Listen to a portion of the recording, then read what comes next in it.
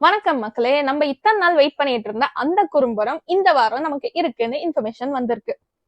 இந்த குறும்படம் யாருக்காக, எதுக்காக, யாரெல்லாம் ரோஸ்ட் வாங்க போறாங்க, யாரெல்லாம் பல்பு வாங்க போறாங்கிறதுலாம் நம்ம பார்க்கலாம்.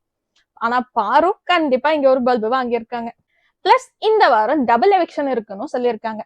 அந்த டபுள் எவிக்ஷன் யாருன்னு இந்த வீடியோல பார்க்கலாம். நீங்க இன்கேஸ் நம்ம சேனல்ல இன்னும் சப்ஸ்கிரைப் பண்ணல அப்படின்னா சப்ஸ்கிரைப் பண்ணிருங்க. என்னோட வீடியோ உங்களுக்கு பிடிச்சிருந்தா லைக்கும் பண்ணிருங்க. நம்ம சேதுபதி சார் வந்ததுல இருந்தே நமக்கு இந்த குறும்படம் அப்படிங்கிற ஒரு விஷயத்த நமக்கு போட்டு காட்டவே இல்லை. பட் இந்த வாரம் குறும்படம் கன்ஃபார்மா இருக்கு. அது யாருக்கு அப்படின்னு சொல்லி பாத்தீங்கன்னா நம்ம சாண்ட்ராவுக்கு தான்.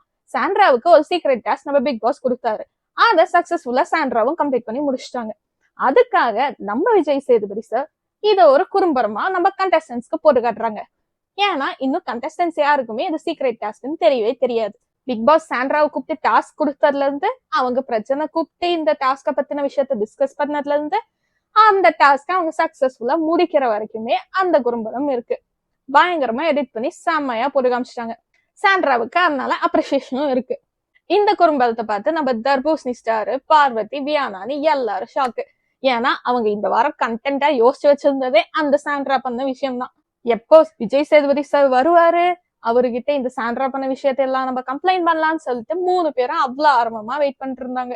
பாவம் அதுக்கு முன்னாடியே இந்த குறும்படத்தை போட்டு அவங்கள ஆஃப் பண்ணிட்டாங்க. நம்ம பார்வதிக்கு பயங்கர பல்ப் ஆயிடுச்சு.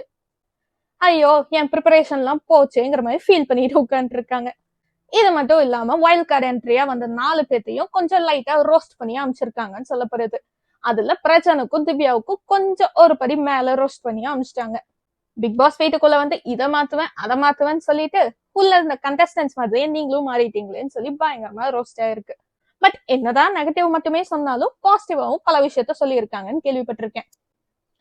அதே மாதிரி இந்த வாரம் டபுள் எவிக்ஷன் இருக்கு அப்படிங்கிறதே சொல்றாங்க. அது யாரு என்னன்னு சொல்லி பார்த்தா நம்ம துஷார் அண்ட் பிரவீன் சொல்றாங்க. ஃபர்ஸ்ட் ஆக்சுவலா துஷாரும் ரம்யாவையும் சொன்னாங்க. அது கொஞ்சம் நமக்கு ஃபேரா தான் ஃபீல் ஆச்சு. பட் இன்னைக்கு வந்து நியூஸ் படி துஷாரும் பிரவீன் சொல்றாங்க. பிரவீன் ஆக்சுவலா உள்ளுக்குள்ள நல்லாதான் விளையாடுறாங்க. இந்த ரம்யா, கெமி, அரோராங்கிறவங்க எல்லாம் உள்ள இருக்கும்போது அவரை ஏன் வெளியே விடணுங்கிறது தான் எனக்கு ஒரு கேள்வியா இருக்கு.